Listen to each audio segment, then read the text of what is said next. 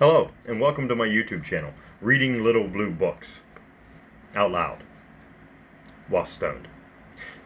This video, we're going to do part 7 of Little Blue Book number 125, and it is titled, War Speeches and Addresses of Woodrow Wilson. As you can see, the cover is completely fallen off. This book was written sometime after 1917, I think it may be 1921, and it is the addresses of Woodrow Wilson during World War I. Or as they considered it, the Great War. Alright, the first speech is Message to Labor on Labor Day, given September 1st, 1918, Woodrow Wilson. Labor Day, 1918, is not like any Labor Day that we have known. Labor Day was always deeply significant with us. Now it is supremely significant. Keenly as we were aware a year ago of the enterprise of life and death upon which the nation had embarked, we did not perceive its meaning as clearly as we do now. We knew that we were all partners and must stand and strive together, but we did not realize, as we do now, that we were all enlisted men, members of a single army of many parts and many tasks, but commanded by a single obligation, our faces set towards a single object. We now know that every tool in every essential industry is a weapon, and a weapon wielded for the same purpose that an army rifle is wielded. A weapon which if we to lay down, no rifle would be of any use. And a weapon for what? What is the war for? Why are we enlisted?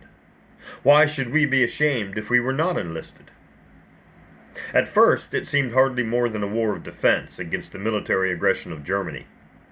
Belgium had been violated, France invaded, and Germany was afield again, as in 1870 and 1866, to work out her ambitions in Europe. And it was necessary to meet her force with force. But it is clear now that it is much more than a war to alter the balance of power in Europe.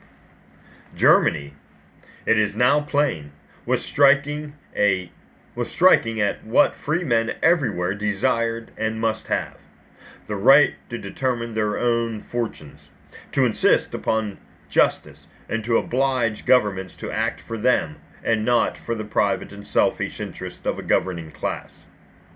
It is a war to make the nations and peoples of the world secure against every such power as the German autocracy represents. Autocracy. It is a war of emancipation. Not until it is won can men anywhere live free from constant fear or breathe freely while they go about their daily tasks and know that governments are their servants, not their masters.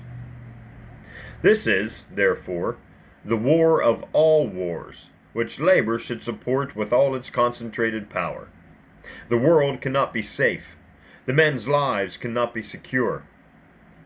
No man's rights can be confidently and successfully asserted against the role of mastery or arbitrary groups and special interest so long as governments like that which, after long premeditation, drew Austria and Germany into this war are permitted to control the destinies and the daily fortunes of men and nations, plotting while honest men work, laying the fires of which innocent men, women, and children are to be the fuel. You know the nature of this war. It is a war which industry must sustain. The army of labors at home is as important, as essential, as the army of fighting men in the far fields of actual battle. And the laborer is not only needed as much as the soldier, it is his war. The soldier is his champion and representative. To fail to win would be to imperil everything that the labor has striven for and held dear since freedom first had its dawn and its struggle for justice began. The soldiers at the front know this. It steels their muscles to think of it. They are crusaders. They are fighting for no selfish advantage of their own. They would despise anyone who fought for the selfish advantage of any nation. They are giving their lives that homes everywhere, as well as the homes they love in America, may be kept sacred and safe, and men everywhere be free, as they insist upon being free. They are fighting for the ideals of their own land, great ideals, immortal ideals, which shall light the way for all men to the places where justice is done and men live with lifted heads and emancipated spirits. That is the reason they fight with solemn joy and are invincible. Let us make this, therefore, a day of fresh comprehension, not only of what we are about and of renewed clear-eyed reason, but a day of concentration also, in which we devote ourselves, without pause or limit, to the great task of setting our own country and the whole world free, to render justice to all, and of making it impossible for small groups of political rulers anywhere to disturb our peace or the peace of the world, or in any way to make tools and puppets of those upon whose consent and upon whose power their own authority and their own very existence depends. We may count upon each other. The nation is a single mind. It is taking counsel with no special class. It is serving no private or single interest. Its own mind has been cleared and fortified. By these days which burn the dross away, the light of a new conviction has penetrated to every class among us. We realize, as we never realized before, that we are comrades, dependent upon one another, irresistible, when united, powerless when divided. And so we join hands to lead the world in a new and better day. And that is the end of the address to labor, given by Woodrow Wilson on September 1st of 1918.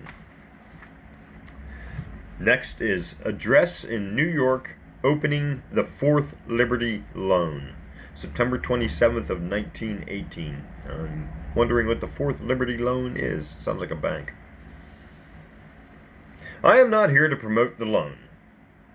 That will be done, ably and enthusiastically done, by the hundreds of thousands of loyal and tireless men and women who have undertaken to present it to you and to our fellow citizens throughout the country. And I have not the least doubt of their complete success, for I know their spirit and the spirit of the country. My confidence is confirmed, too, by the thoughtful and experienced cooperation of the bankers here and everywhere who are lending their invaluable aid and guidance.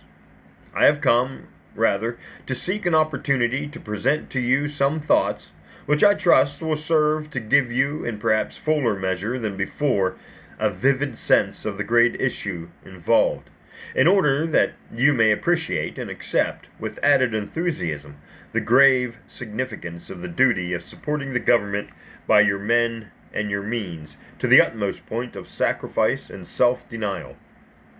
No man or woman who has really taken in what this war means can hesitate to give to the very limit of what they have, and it is my mission here tonight to try to make it clear once more what the war really means. You will need no other stimulation of reminder of your duty. At every turn of the war, we gain a fresh consciousness of what we mean to accomplish by it. When our hope and expectation are most excited, we think more definitely than before of the issues that hang upon it and of the purposes which must be realized by means of it.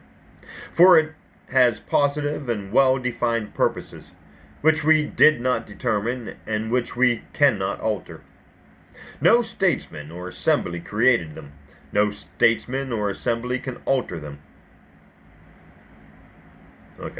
They have arisen out of the very nature and circumstances of the war.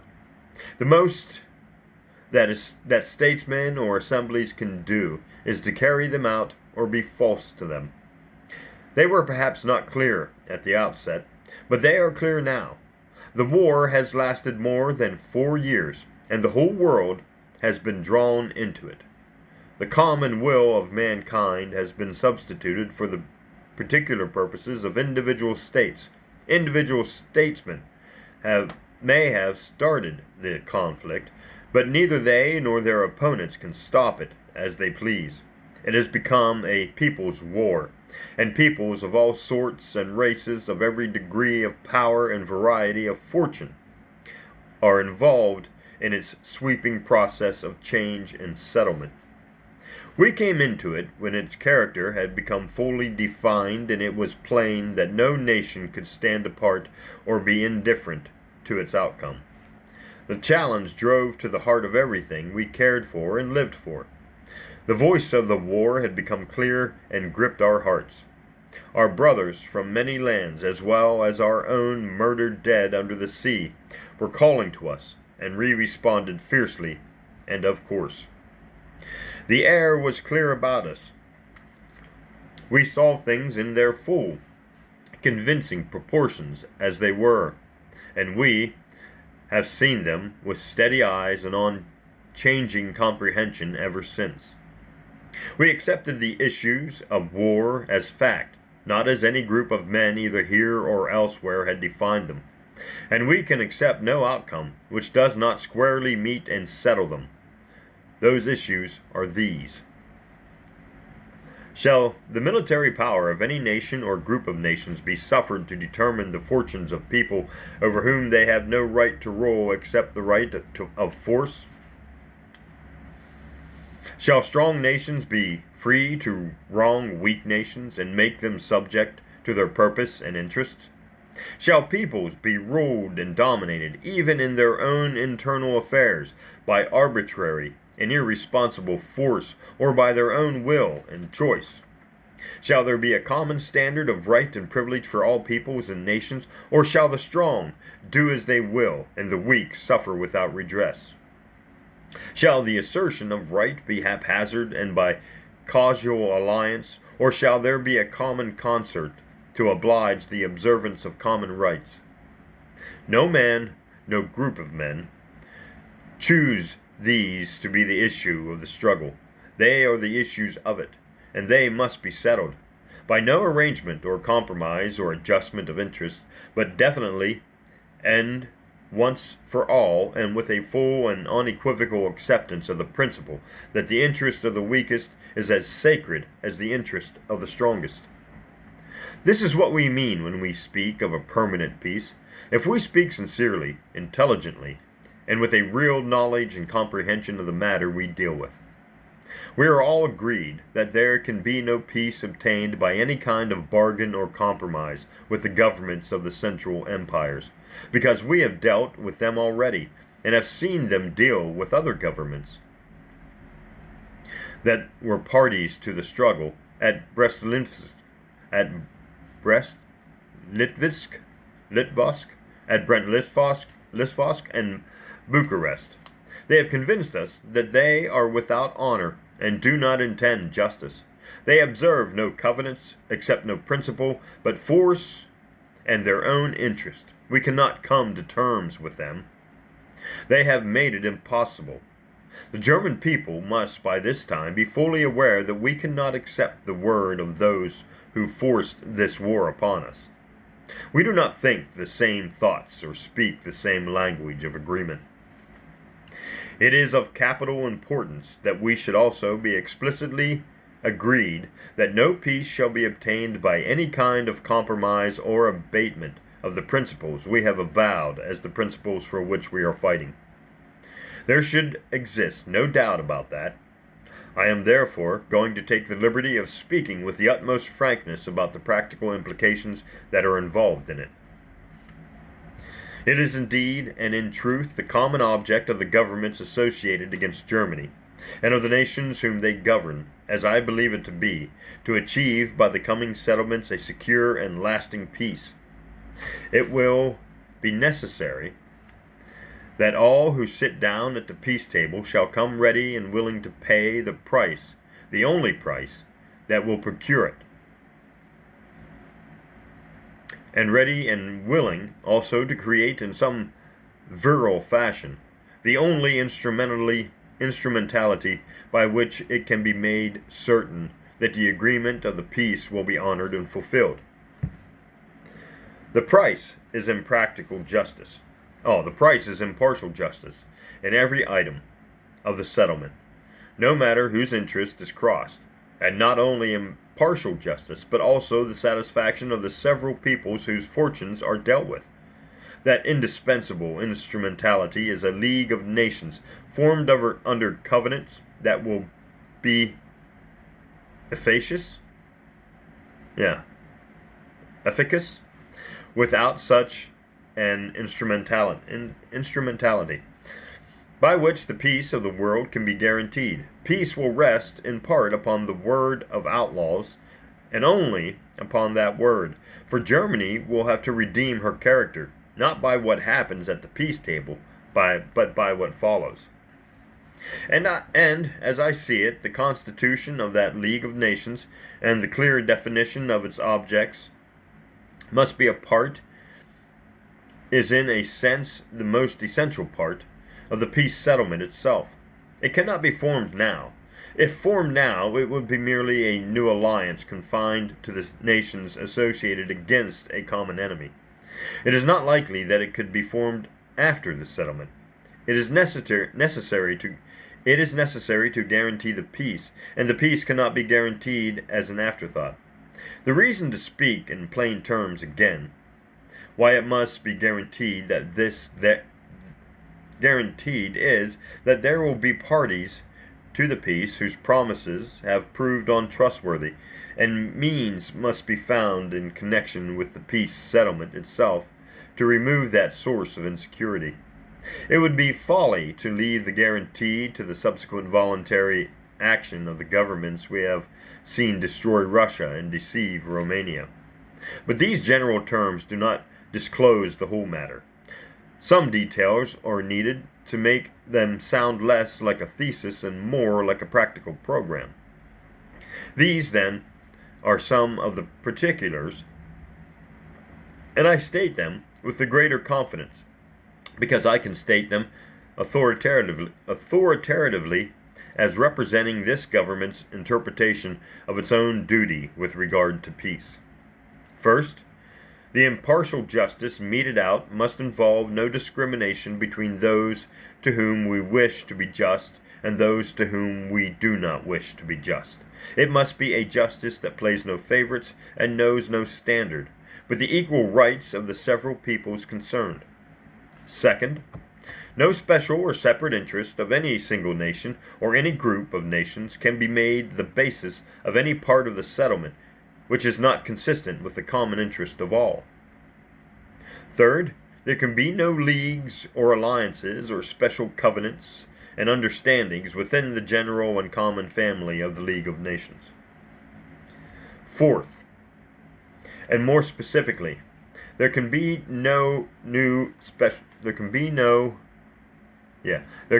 special selfish economic combinations within the League, and no employment or any form of economic boycott or exclusion except as the power of economic penalty by exclusion from the markets of the world may be vested in the League of Nations itself as a means of discipline and control. Fifth, all international agreements and treaties of every kind must be made known in their entirety to the rest of the world. Special alliances and economic rivalries and hostilities have been the prolific source in the modern world of the plans and passions that produce war. It would be an insincere as well as an insecure peace that did not exclude them in definite and binding terms.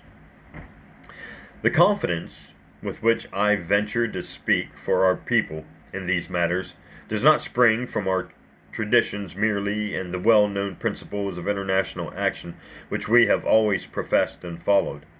In the same sentence in which I say that the United States will enter into no special arrangements or understandings with particular nations, let me say also that the United States is prepared to assume its full share of responsibility for the maintenance of the common covenants and the understandings upon which peace must henceforth rest.